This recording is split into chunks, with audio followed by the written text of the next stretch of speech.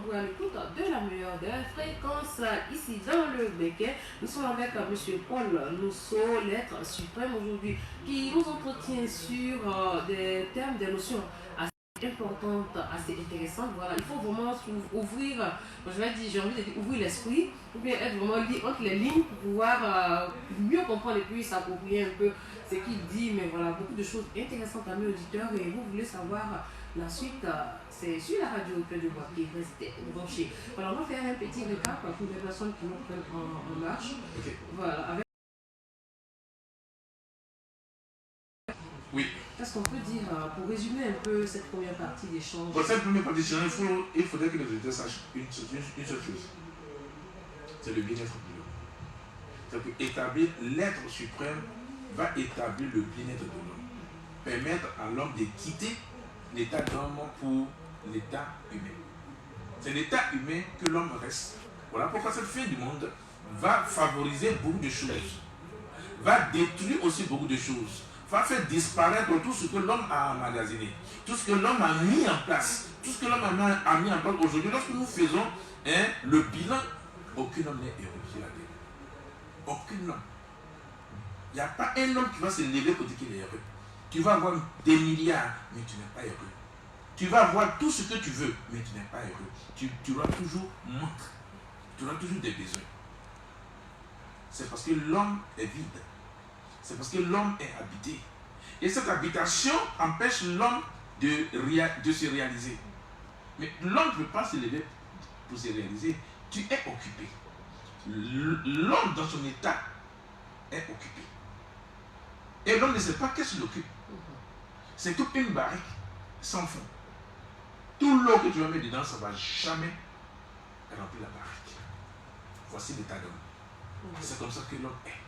Donc c'est peut-être cette fin du monde, il faudrait qu'elle ait un lieu pour permettre à l'homme de quitter l'état d'homme. D'accord. Donc quitter dans un état qui ne le rend pas du tout heureux, en tant qu'on peut aller maintenant dans un état où il va trouver vraiment sa plénitude. Mais déjà, moi je voudrais poser une question en cela. Est-ce que l'homme est conscient, après l'expression de... Est-ce qu'il est conscient de l'état dans lequel il se trouve? Est-ce que des personnes viendraient vous dire que moi je suis parfaitement heureux, je suis comblé, je ne sens pas de vide et tout ça, donc qui pourraient même aller jusqu'à remettre en cause ce que vous dites? Est-ce que l'homme est conscient? L'homme n'est pas conscient.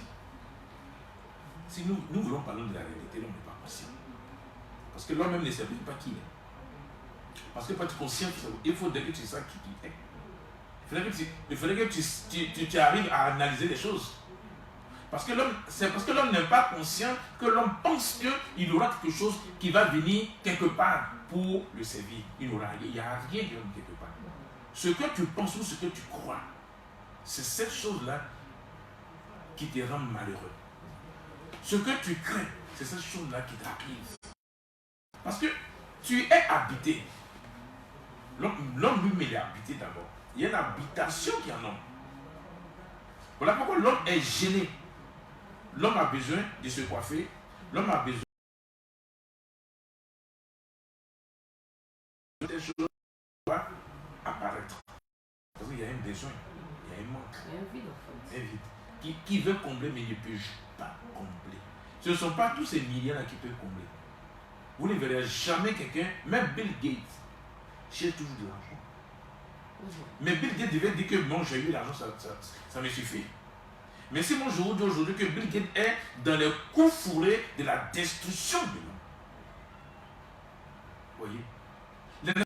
Dans les coups fourrés de la destruction de l'homme. Toutes ces puissances-là ont construit le monde pour leur gouvernance. Si Paul Nosso n'était pas né, en 2050, il n'y aura plus de noirs sur la terre.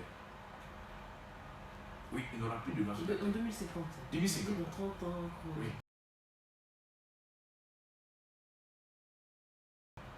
D'accord. Ok. En même temps, j'aimerais savoir, est-ce que il est déjà arrivé que vous ayez échangé avec des personnes qui sont vraiment ancrées dans la religion? Vous avez parlé des chrétiens, des musulmans, qui ont vraiment, depuis la base, acquis vraiment, qui ont un idéal, qui ont des croyances fermes, des croyants assez, bon, je ne dirais pas extrémistes, mais je dirais quand même qui semblent être assez convaincus. Comment est-ce que souvent ça se passe? Est-ce que vous arrivez à les convaincre? Paul Nosso ne convainc pas. ce que vous devez retenir. L'autorité doit retenir que Paul Mousseau n'est pas là pour convaincre. Parce que si tu convaincs, c'est que tu es en train d'endoctriner les autres. Tu es en train de les faire accepter ta position. Moi, je ne fais pas accepter ma position. J'ai dit ce que je suis. À prendre ou à laisser. Ok? Les chrétiens ou les musulmans qui sont convaincus de ce qu'ils font, ils ne sont pas convaincus de ce qu'ils font. Ils ne savent même pas ce qu'ils font. Ils ne savent même pas qu'est-ce qu'est la religion. Pourquoi la religion est venue. Eux, ils sont rentrés dedans puisqu'il n'y a pas autre chose que ça. C'est une mode. Vous savez ce que c'est que la mode. Quand un tel vêtement arrive, c'est-à-dire que tous les hommes veulent forcément porter le vêtement. C'est ça, la religion, là, c'est une mode.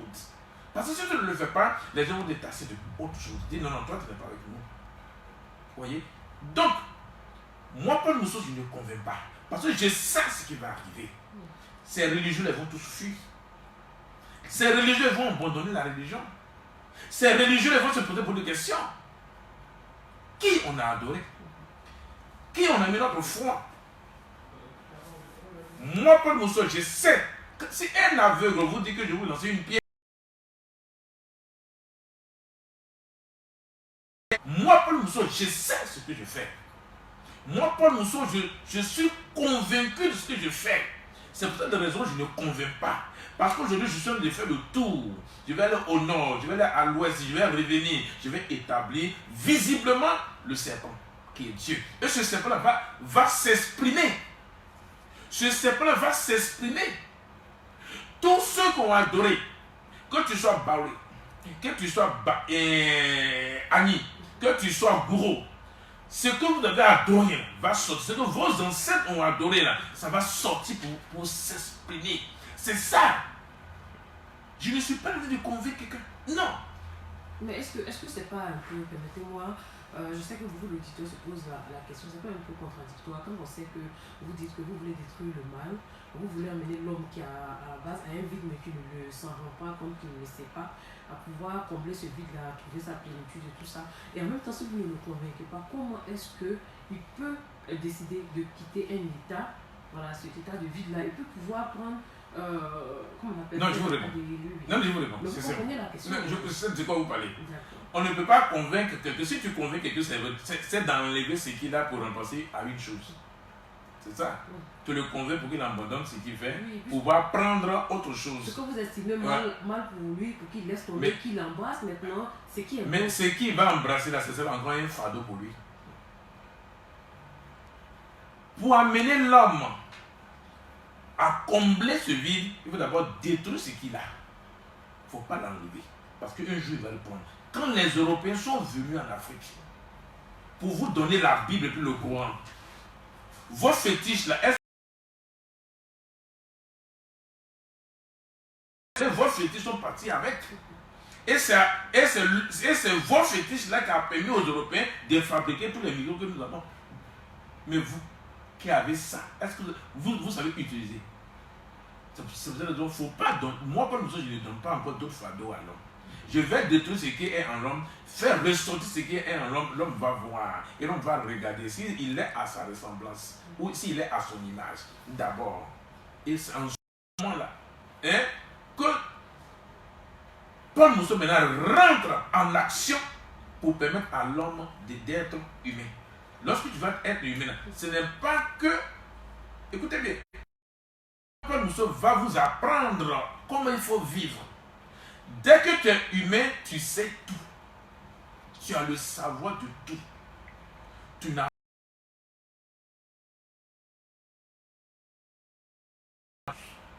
il n'y aura plus d'apprentissage. Le monde vous donne l'apprentissage. Mais Paul Mousseau ne va pas permettre cela. L'humain n'apprend pas, il sait. Ce n'est plus un fardeau, c'est un plaisir.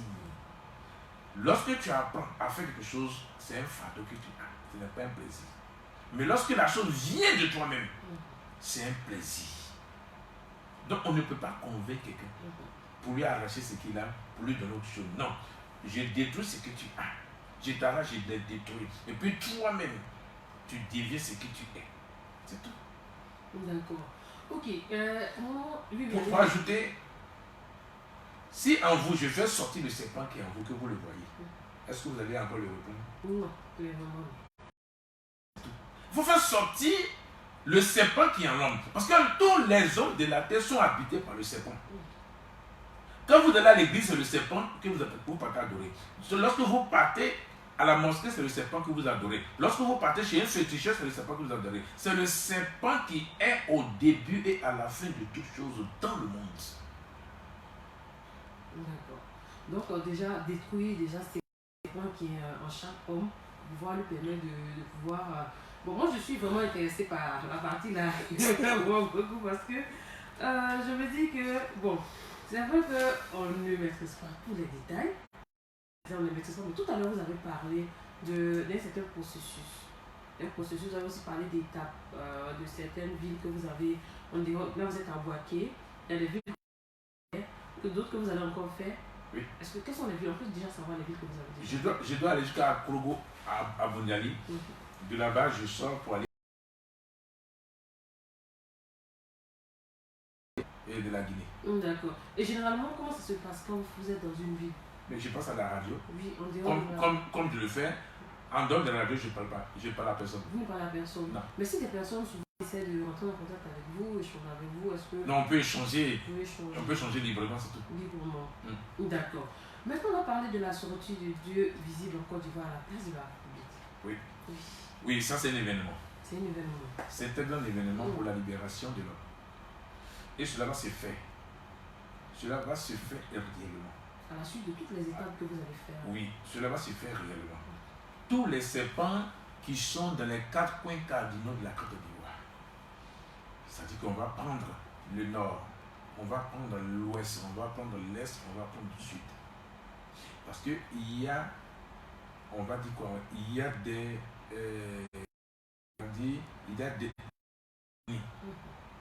il y a aussi, qu'est-ce qu'on va dire, des peuples. Chaque peuple a son histoire. Ok? Mais toutes les histoires se ressemblent. Tu prends le peuple Baré, tu prends le peuple Abé, tu prends le peuple Gouro, le peuple Sénoufo, et tous ces peuples-là, lorsque tu les réunis, leur histoire se ressemble. Okay? Mais qu'est-ce qui fait que leur histoire se ressemble?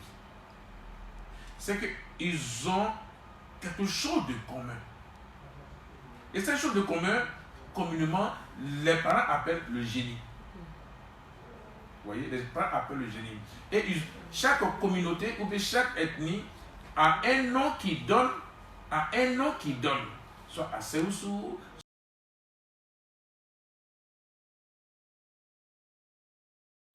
c'est le serpent, qui est caché, qui se fait invisible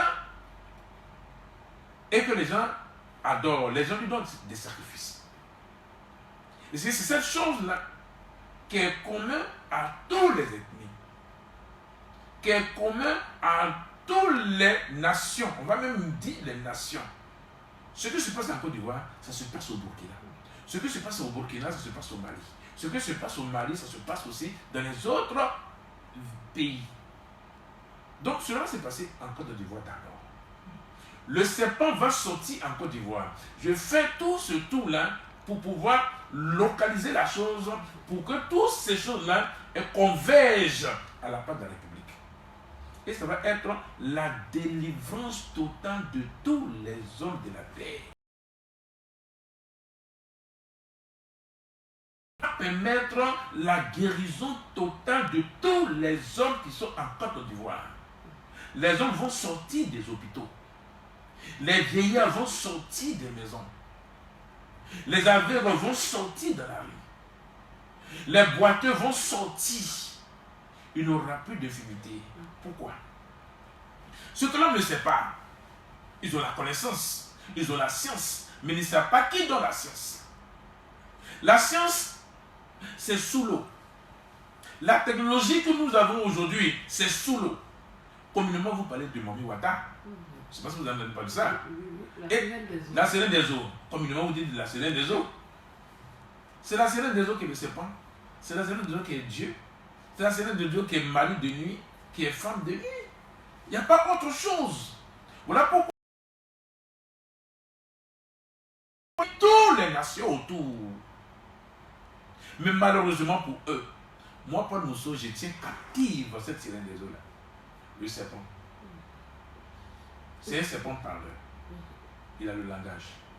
Si le serpent te parle, tu ne vas jamais bouger.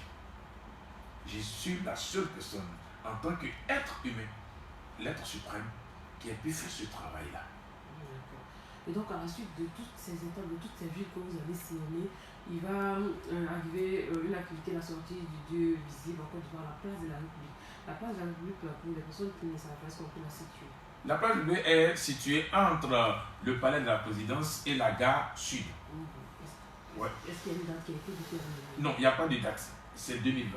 2020. Ça peut se passer à la fin. La date qu'il faut retenir, c'est 2020. 2020. Qui fait 0. Je pense que je ne viens pas comprendre ce concept-là. Donc, 2020 qui fait 0, c'est exactement. Il n'aura plus 2021. Et donc, toutes les personnes qui sont dans vous aurez sillonné seront invités à converger vers la place de la République. Non, ce ne sont pas les hommes que j'invite à converger. Voilà, donc qui vous invitez? Je n'invite personne. Hein. Personne peut vous suivre là et puis dit, bon, c'est que le monsieur dit, moi ça m'intéresse. Il y a une activité qui est prévue à la place de la République. Comment je fais? Je veux aller là-bas aussi. Et puis, non, écoutez, ouvert au non. Ce ne sont pas les hommes qui se déplacent. Ok? Ce sont les serpents de chaque communauté qui vont se déplacer à la place de la République. D'accord. Pourquoi? Vous voyez, dans chaque ville, il y a un maître de lieu. Il y a un gouvernant. Aujourd'hui, bon, nous allons appeler comme le maire, comme le député, comme le commissaire de police, comme le préfet de région. Vous voyez ces étapes-là? C'est comme ça que les serpents aussi sont organisés. D'accord. Voilà. Je pense que maintenant. Ok, donc on va dire, c'est une rencontre d'être suprême en griffe. Voilà. Personne d'un certain niveau. Pas bon, je dis plus personne de serpent. Voilà. Parce que c'est eux qui gouvernent, c'est eux qui inspirent les hommes. Ok. Aujourd'hui, je vais vous dire quelque chose qui est clair. Aujourd'hui, ces hommes-là, ne sont plus en contact avec la chose qui les inspire. Communément, les gens disent que je suis inspiré. La chose qui t'inspire, ce n'est plus là. C'est moi, Paul Mousseau, qui ai fait. Donc, c'est ceux-là que je suis en train de les ramener à la place de la République. Ce ne sont pas les hommes. Exactement. Ok, amis auditeurs, si vous nous prenez en marche, je sais que les échanges sont intéressants et forcément, voilà, nous sommes avec M. Paul Mousseau, l'être suprême aujourd'hui, qui nous parle de la fin du monde 2020, mais également de la sortie du Dieu visible en Côte d'Ivoire à la place de la République. Voilà. Les choses ont été dites, il reste encore beaucoup de choses à dire dans la troisième partie de notre échange qu'on va entamer juste après cette petite transition et puis on se reprend juste après pour la troisième et dernière partie de notre échange.